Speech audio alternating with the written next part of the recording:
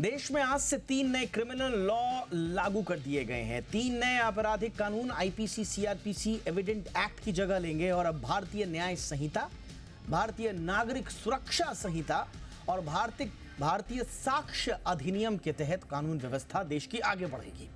नए कानून में डिजिटल साक्ष्य से लेकर ईएफआईआर और फॉरेंसिक लैब्स, फॉरेंसिक जांच पर जोर दिया गया है, तवज्जो दी गई है। बहुत सारे नए इसमें प्रोविजंस भी जोड़े गए हैं। बच्चों के लिए, महिलाओं की सेफ्टी के लिए तमाम चीजें जोड़ी गई हैं। इन तीनों कानूनों को शीतकालीन सत्र के दौरान संसद के दोनों सदनों में पारित किया गया था। मैं लौट रहा हूं खास मेहमानों के साथ, इस पर चर्चा करेंगे कि कानून तो बदल गए, लेकिन क्या अपराधों के हाल बदलेंगे? देश में जो कानून व्यवस्था है उसकी सूरत हाल बदलेगी या नहीं बदलेगी? मेरे साथ बहुत खास मेहमान होंगे, देश के जाने माने कानूनविद होंगे। पहले आप देखिए ये रिपोर्ट। 1 जुलाई से लागू हुए नए आपराधिक कानूनों में कई अहम बदलाव किए गए हैं जो एफआईआर से लेकर सुनवाई और सजा तक की प्रक्रियाओं को प्रभावित करेंगे। नए कानूनों के तहत कानूनी कार्रवाई समय सीमा में निपटाने पर फोकस किया गया है। इसके तहत शिकायत के 3 दिन के भीतर एफआईआर दर्ज करनी होगी और 45 दिनों के भीतर सुनवाई पूरी कर फैसला देना होगा। इसके साथ ही एफआईआर अब अपराध और अपराधी ट्रैकिंग नेटवर्क सिस्टम के माध्यम से दर्ज होगी। यही नहीं, अब लोग बिना पुलिस स्टेशन गए ऑनलाइन ईएफआईआर दर्ज करा सकेंगे।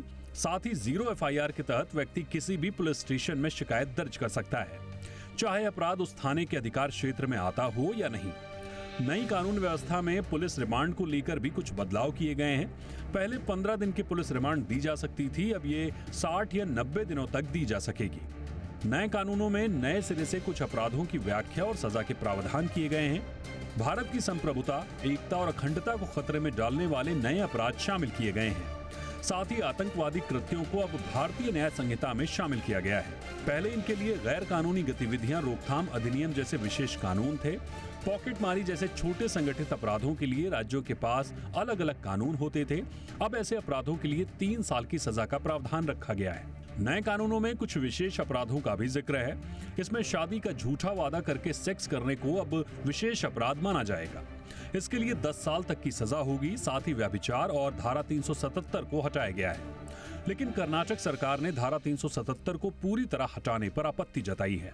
नए कानूनों में जांच पड़ताल और साक्ष्यों से जुड़े प्रावधानों के तहत कार्रवाई तेज करना सुनिश्चित किया गया है।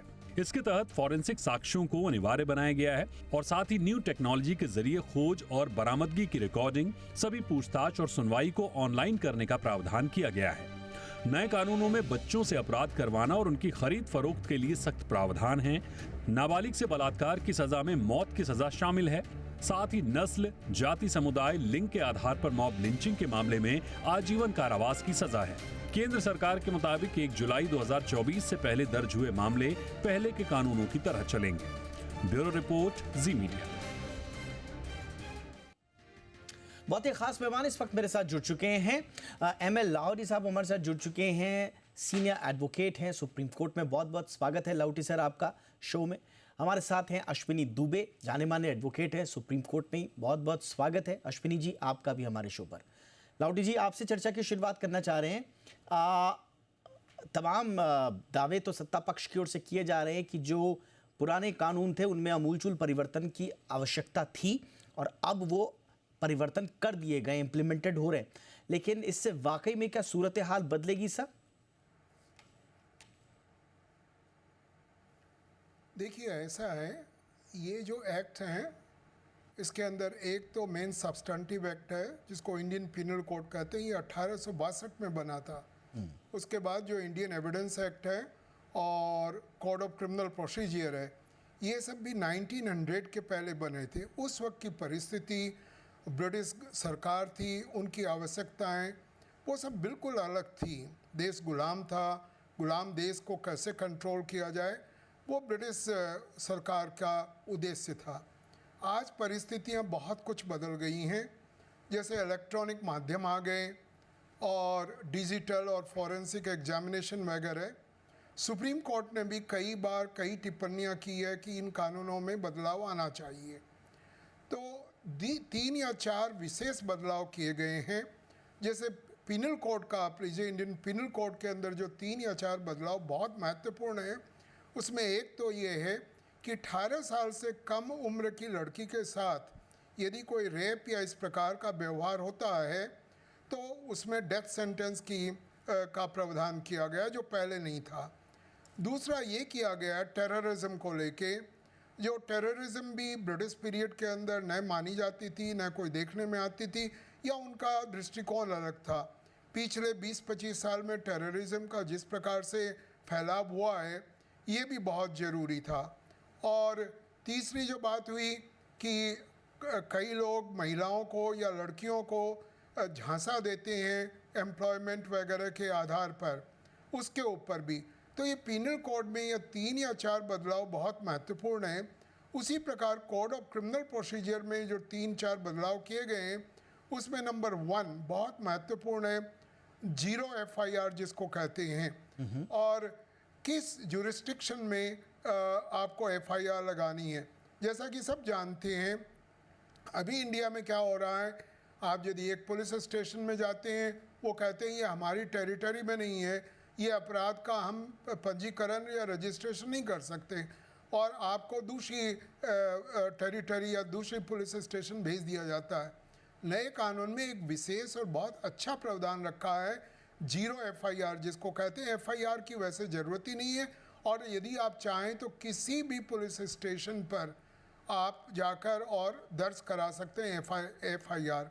जैसा कि प्रारंभ में ही आपने बताया FIR के लिए वहाँ जाना भी ज़रूरी नहीं है, इलेक्ट्रॉनिक माध्यम से भी आप FIR कर सकते हैं। और दूसरा, सुप्रीम कोर्ट ने 1975-77 में बोला था हैंडकफिंग नहीं होनी चाहिए।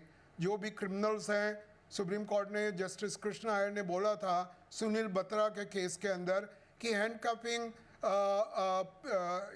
जो फ्रीडम है, फंडामेंटल राइट्स, उसके विरुद्ध है।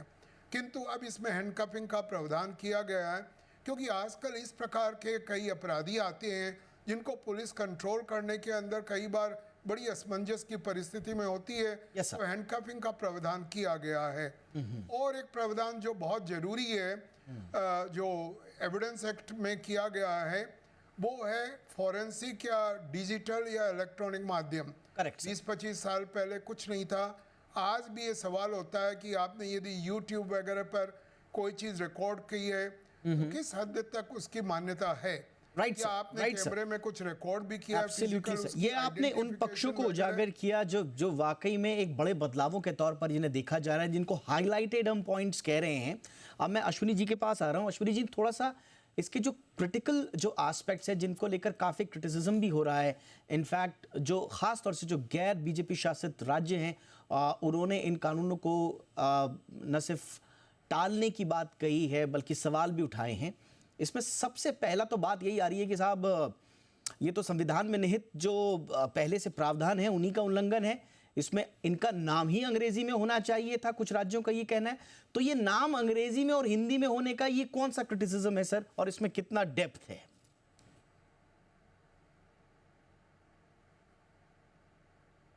अश्विनी जी, आप अनम्यूट हो जाइए प्लीज। भाई, एक जनरल फैशन बन गया है कि किसी भी अच्छी चीज का अगर कोई रूलिंग डिस्पेंशन अगर कुछ अच्छा सोसाइटी के इंटरेस्ट में, पब्लिक के इंटरेस्ट में बेहतर करने की कोशिश करती है तो उसका विरोध होता है। सीए आया तो भी विरोध हुआ। आपने देखा कि वही वो राज्य थे जिन्होंने कहा कि नहीं, हम अपने स्टेट्स में इसको नहीं लागू करेंगे, और तमाम अग्निवीर जैसी योजनाएं आई उसको भी देखे नहीं लागू करने की बात थी। हम उस सबसे अलग बात करते थे कि कोई चीज जब जैसे जैसे सोसाइटी इवॉल्व होती है वैसे वैसे अपराध और अपराध करने के तरीके और अपराधियों का टेक्नोलॉजी बेस्ड, चूंकि हम सोसाइटी में रहे तो टेक्नोलॉजी को अपराध के लिए इस्तेमाल करने का तरीका ये सब बदल गया है। ठीक है। भाई, एक जनरल सी बात हम करते हैं कि 1860 से 2023-24 तक lot of water has phloem under the bridge. बहुत सारा समय निकल गया, सोसाइटी इवॉल्व हो गई। वो जो कानून आया था 1860 का, वो मास्टर सर्वेंट के रिलेशनशिप पर आधारित था। ब्रिटिशर्स हमें रूल करना चाहते थे। जालियांवाला बाग जैसे हत्याकांड में एक जनरल सा एग्जांपल सोचिए कि हजारों निर्दोषों को मारा गया, लेकिन क्या आपने देखा कि किसी मारने वाले को उस समय के जस्टिस डिलीवरी सिस्टम ने, जस्टिस ने सजा दी हो? लेजिटिमेट कर दिया बल्कि उस ऑफेंस को। ऐसे ऑफेंसेस जो आए, भगत सिंह को फांसी दे दी, फ्रीडम फाइटर्स की वॉइसेस को सप्रेस करने के लिए जेल में डाल दिया गया। वो सब चीजें आजाद भारत में तो उसी समय बदल देनी चाहिए जब कॉन्स्टिट्यूएंट असेंबली में डिबेट चल रही थी, लेकिन उसके बाद भी अब तक चला। 3 एग्जाम्पल, एक 77 बार क्रिमिनल लॉ को अमेंड किया गया अब तक।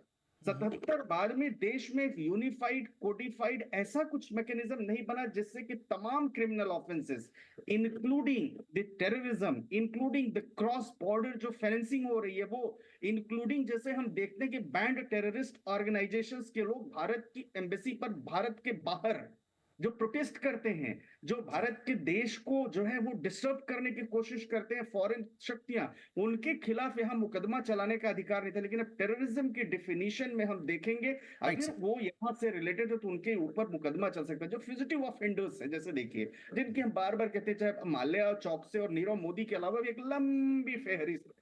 उस लंबी फेहरिस्त में भी दीपक भाई अगर देखें तो ट्रायल इन अब्सेंशिया नहीं चल सकता था, क्योंकि ज्यादा से ज्यादा प्रोसीजर था जो सेक्शन 82 और 83 में माने एक बार या भगोड़ा घोषित करते थे, कुछ ऑफेंसेस में प्रॉपर्टी कन्फेसिकेट कर लेते। ऑलराइट सर, मैं थोड़ा सा और क्रिटिसिज्म पे ही आऊंगा, क्योंकि देखिए जो इसके उजले पक्ष हैं उस पर तो काफ़ी चीज़ें टेक्स्ट भी मौजूद है, लेकिन जो इस पर सवाल उठाए जा रहे हैं मुझे लगता है उसके बारे में क्लैरिटी हमें और भी होनी चाहिए। इसीलिए मैं थोड़ा सा इसके जो क्रिटिकल पक्ष हैं उन पे ज़्यादा जा रहा हूँ। लाहौटी साहब, एक और जो क्रिटिसिज्म किया जा रहा है, और मैंने खुद अभी ये तीनों लॉज इतने थॉरोली नहीं पढ़े हैं, तो मैं डिस्क्लेमर दे दूं यहाँ पे, जितने भी रिपोर्टेड जो आरोप लग रहे हैं और जो क्रिटिसिज्म आ रहा है मैं उन्हीं के आधार पर ये सवाल पूछ रहा हूँ। एक क्रिटिसिज्म ये भी आ रहा है, अब इसमें कितनी सच्चाई है थोड़ा सा उसको उजागर कीजिए सर। इसमें कहा जा रहा है कि भाई भारतीय न्याय संहिता में राष्ट्रीय ध्वज, राष्ट्रगान और राष्ट्रपिता महात्मा गांधी के अपमान को अपराध नहीं माना जाएगा। क्या इसमें सच में ऐसा प्रावधान है? नहीं, ऐसा कोई प्रावधान मेरी जानकारी में नहीं है, और ये हो भी नहीं सकता। कोई भी पार्लियामेंट या कोई भी कॉन्स्टिट्यूएंट असेंबली वगैरह से आप ये आशा या उम्मीद नहीं कर सकते। हाँ, इसकी जो मेजर आलोचना है, क्रिटिसिज्म मेरी समझ में ये है कि रिमांड अभी जो 15 दिन की होती थी पुलिस और जुडिशियल रिमांड, उसको बढ़ा के 60 या 90 डेज का जो किया गया है, इस पर एक बहुत बड़ा प्रश्न चिन्ह है। ये इसलिए भी है कि अभी सुप्रीम कोर्ट ने जजमेंट दिया है और मेरी समझ में उस सुप्रीम कोर्ट का जजमेंट का संज्ञान नहीं लिया गया कि जो बेल वगैरह है, जब ये प्रोसीडिंग इन्वेस्टिगेशन चल रहा है तो बेल वगैरह सुप्रीम कोर्ट ने हाई कोर्ट और लोअर कोर्ट को आदेश दिया है कि बेल से दूर रहें, इन्वेस्टिगेशन को डिस्टर्ब नहीं करें, 482 को यूज़ नहीं करें। उस परिस्थिति के अंदर यदि रिमांड 15 दिन की जगह 60 या 90 दिन का कर दिया जाए और यदि कोई व्यक्ति वास्तव में निर्दोष है तो रिमांड के माध्यम से उसको 60 या 90 दिन कस्टडी में रखना मेरी समझ में ये न्यायोचित नहीं है। ये सबसे बड़ी इस evidence code of criminal procedure जो नया आया है उसके क्रिटिसिज्म है। Alright sir, thank you for that point sir. एक और पॉइंट पे मैं आऊंगा। Lahoti sir, I am so sorry मैं टोक रहा हूं आपको, क्योंकि मैं ज्यादा से ज्यादा सवाल लेना चाह रहा हूं, इसलिए मैं आपसे ज्यादा से ज्यादा सवाल पूछना चाह रहा हूं। मेरी यही जिज्ञासा है। मैं फटाफट से अश्विनी जी के पास आना चाहूंगा।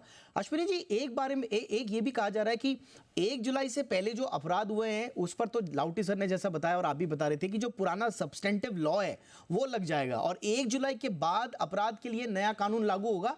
होम मिनिस्टर साहब ने भी इस बात को स्पष्ट किया है, लेकिन यह भी कहा जा रहा है कि कोर्ट में सुनवाई नए कानून से होगी या नए प्रक्रियात्मक कानून से होगी, ये कैसे तय होगा और इस पर क्या कोई कंफ्यूजन नहीं होगा? नहीं, देखिए पुराना जो कानून है वो तो जजमेंट उसमें सेटल्ड है। पुराना कानून जहां पर लगा है 1 जुलाई से पहले का, तो उसमें एक्यूज्ड के फेवर में सेटल्ड है लॉ, तो वो तो उसी के हिसाब से सुनवाई चलेगी। लेकिन जो नए कानून जब से आज से लागू होंगे उसमें जो आज के बाद प्रेवलेंट जो एग्जिस्ट लॉ बनेगा उस पर होगी। मैं रिमांड की बात पर थोड़ा सा 30 सेकंड में क्लियर करना चाहूंगा। रिमांड अभी भी 15 दिन का ही है दीपक भाई। होम मिनिस्टर ने आज इस बात को क्लैरिफाई भी किया है। अभी हम भी पीटीआई की एक न्यूज थी उसके थ्रू जा रहे थे, 15 दिन का ही रिमांड। लेकिन उसमें एक एक्सेप्शन ये है कि अगर एक्यूज पुलिस रिमांड में भेजा जाता है, लेकिन अगर उसको हॉस्पिटल एक्सेप्शनल सर्कमस्टेंसेस में किसी वजह से भेज दिया तो उसका इंटरोगेशन नहीं हो पाता।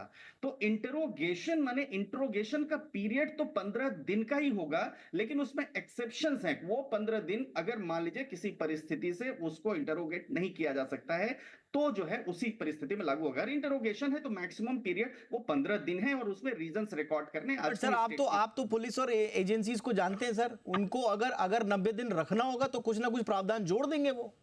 ये तो भारत की यही तो विडंबना है। 1861 का पुलिस एक्ट भारत में चल रहा है, जो दरोगा बने थे वो ब्रिटिशर्स लेकर के आए थे, वो कॉन्सेप्ट तो आज आपने तक एक स्पेस, वही शायद लाउटी सर कहना चाह रहे हैं कि आपने एक स्पेस तो दे दिया ना, आपने कानून में वो जिक्र कर दिया, तो मतलब एक हथियार मिल गया उनको।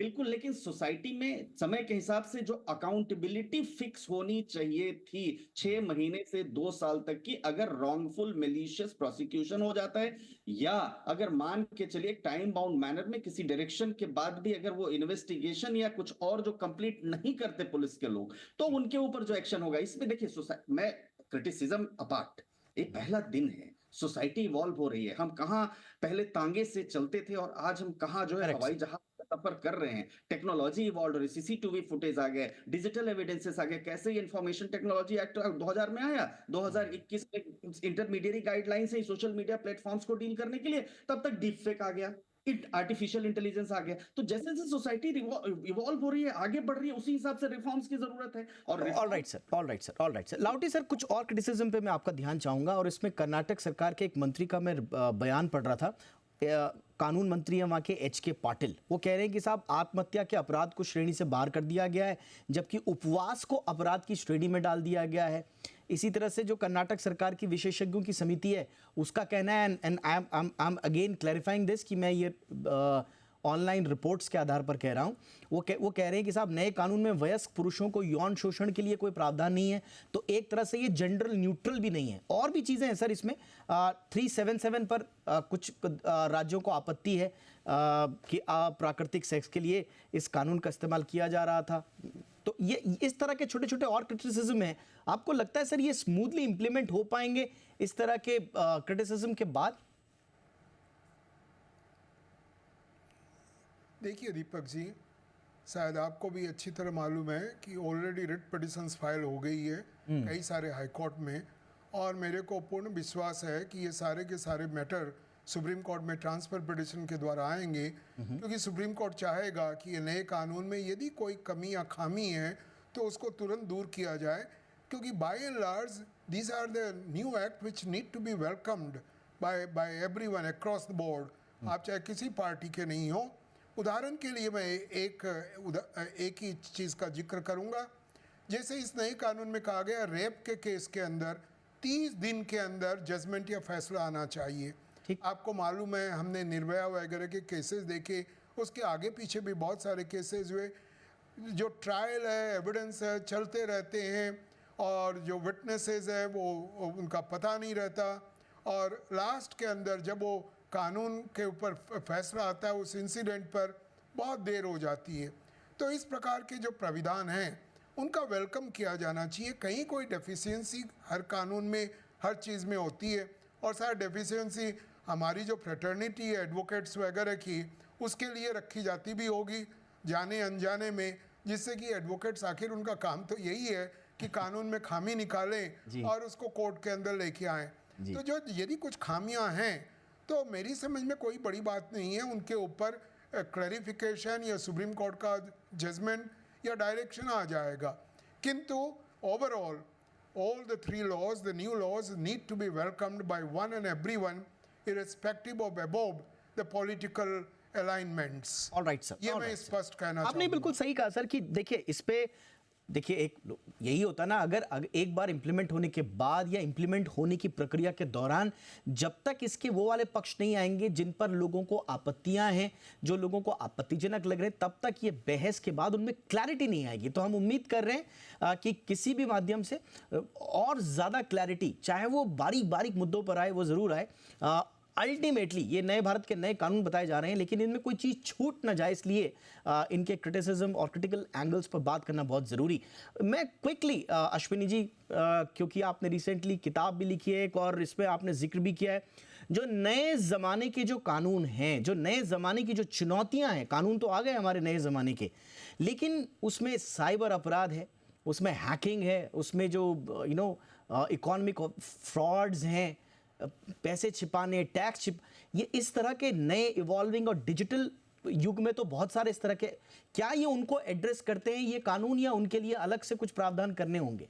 बिल्कुल, देखिए इसीलिए जो भारतीय साक्ष्य संहिता बनी है उसमें डिजिटल एविडेंसेस को एक दस्तावेज के रूप में, एक डॉक्यूमेंट के रूप में समाहित किया गया है। और इसीलिए जो पहले सेक्शंस थे ओल्ड एविडेंस एक्ट में 167 थे, अब 170 हो गए। भी आपने बड़ा वैलिड प्रश्न किया जो कर्नाटक वाली आपने बात कही कि जो अबेटमेंट ऑफ सुसाइड है उसको खत्म नहीं, जो सेक्शन 306 था पहले अबेटमेंट ऑफ सुसाइड का, वो अभी भी है, लेकिन सेक्शन 108 के रूप में। इसलिए क्लैरिफाई करना जरूरी है, क्योंकि अगर जो ऑनलाइन जो चीजें चल रही, सेक्शन 377 माने सीधा हो गया ये sexual offence against the nature. तो sexual offence against the nature में जो चाहे एनिमल्स के साथ और उनके साथ है, लेकिन नवतेज जहर की जजमेंट आप देखेंगे सुप्रीम कोर्ट की, तो वहां consented relationship between two adults irrespective of their gender, वो जो है वो कंसेंटेड रिलेशनशिप को कहीं भी क्राइम नहीं माना गया है। लेकिन अगर हम अभी भी बाकी जो व्यवस्था रही है अगेंस्ट द नेचर, वो एज इट इज एग्जिस्ट कर रही है।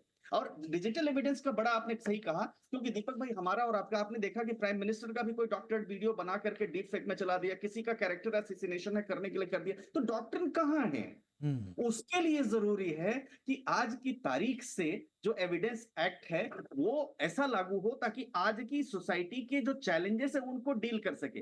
फिर मैं बड़े आदर के साथ कहना चाहूंगा कि लॉ हमेशा जस्टिस सेंट्रिक होता है, सबका एक ही, जैसे भारतीय न्याय संहिता है और वो भारतीय दंड संहिता थी, ये न्याय संहिता तभी मूल रूप में आएगी जब न्याय मिलेगा और क्रिटिसिज्म्स के साथ उसको लेते हुए। तो क्यों देखिए सारे क्रिमिनल कानून इंटरलिंक्ड हैं, यूएपीए भी है, पीएमएलए भी है, प्रिवेंशन ऑफ करप्शन एक्ट भी है, पॉक्सो भी है, उन सबको देखेंगे चाहे आप आ जाइए भारतीय न्याय संहिता में, तो समय समय पर अमेंडमेंट्स करने की जरूरत। Very well said sir. Ashwini ji, एक आखिरी चीज जो छूट भी गई थी उसमें मैं जवाब नहीं ले पाया, मैं आपसे चाहूंगा, क्योंकि इसमें कहा यह भी जा रहा है और इनफैक्ट लॉ कमीशन ने साल 2000 में अपनी सिफारिश दी थी कि भैया देश में जो रेप से जुड़े हुए कानून है कम से कम वो जेंडर न्यूट्रल होने चाहिए, वो पुरुषों के खिलाफ भी होते हैं। अभी जो मैं पढ़ रहा हूँ और मेरे पास जो इनपुट्स हैं वो कर्नाटक सरकार की विशेषज्ञ समितियों की जो रिपोर्ट छपी हैं मीडिया के माध्यम से, वो कह रहे हैं साहब इसमें वयस्क पुरुषों के यौन शोषण का कोई प्रावधान नहीं है, ये जेंडर न्यूट्रल नहीं है। तो कितना मैटर ये करता है और क्या इसके लिए फिर अतिरिक्त कवायद करनी पड़ेगी कुछ? बिल्कुल, बहुत दीपक भाई बहुत महत्वपूर्ण विषय आपने उठाया है। जनरल न्यूट्रल लॉ की लॉ कमीशन नहीं भी कहे तब भी आज जरूरत है। कैसे अब्यूज और मिसयूज होता है सेक्सुअल ऑफेंसेस का, कैसे अब्यूज और मिसयूज होता है पर्सनल स्कोर्स को सेटल करने के लिए। 498A में तो सुप्रीम कोर्ट में चलिए अनिश कुमार की जजमेंट दे दिया वो क्रूएलिटी को, लेकिन उसके अलावा छोटे छोटे ऑफेंसेस में जहां पर की कंप्लेंट आई पुलिस बाउंड है रजिस्टर करने के लिए एफआईआर, वो बहुत जरूरी है। एक बड़ा और मैं आपके प्रश्न का उत्तर छूट गया, मॉडर्न पुलिसिंग और देशभक्ति जन सेवा की जो बात लिखी जाती है थानों के ऊपर, वो दरोगा सिस्टम से नहीं, आज के हिसाब से ये इंश्योर करना पड़ेगा लॉ एनफोर्समेंट एजेंसीज को कि पॉलिटिकल मास्टर्स के जो उनके ऊपर उनका कंट्रोल होता है उससे दूर रहे पुलिस। जो Prakash Singh union of India के 2006 में सुप्रीम कोर्ट ने कहा, तभी हम सब कह सकेंगे कि justice delivery system, administration of justice हुआ। और एक बात और, 20-20 साल जो मुकदमों की सुनवाई में लगता है, वो एक जो अपने ऊपर बोझ लेकर के, बैगेज लेकर के इनोसेंट आदमी भी चलता है, भले एक्यूज्ड होते ही दीपक भाई उसका तो सारा मीडिया ट्रायल कह लीजिए या समाज में जितना असैसिनेशन होता है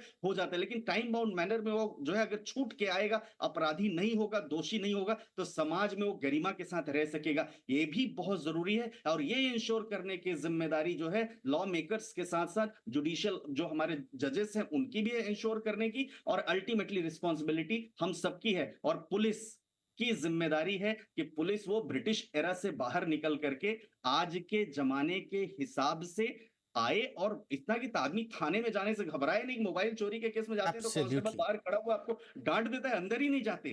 तो ये सब चीजें, और EFIR का जो कॉन्सेप्ट है वो हर केसेस में नहीं है, वो बहुत पेटी ऑफेंस खासतौर से विमेन के लिए वो है, लेकिन पुलिसिंग का मॉडर्न होना बहुत जरूरी है और उसके साथ साथ विनम्रता भी होना उनके अंदर बहुत जरूरी, ताकि आम आदमी थानों में अपने ग्रीवेंसेस को सेटल करने के लिए जाए। अंत में ये एंड ऑफ कॉलोनियल लॉज दीपक भाई मैं आपको भेजूंगा और निश्चित तौर पर आप इसको पढ़ करके अगले डिबेट में इसमें एनलाइटन होंगे। मेरे पास इसकी सॉफ्ट कॉपी आई है, from vision to action, end of colonial laws.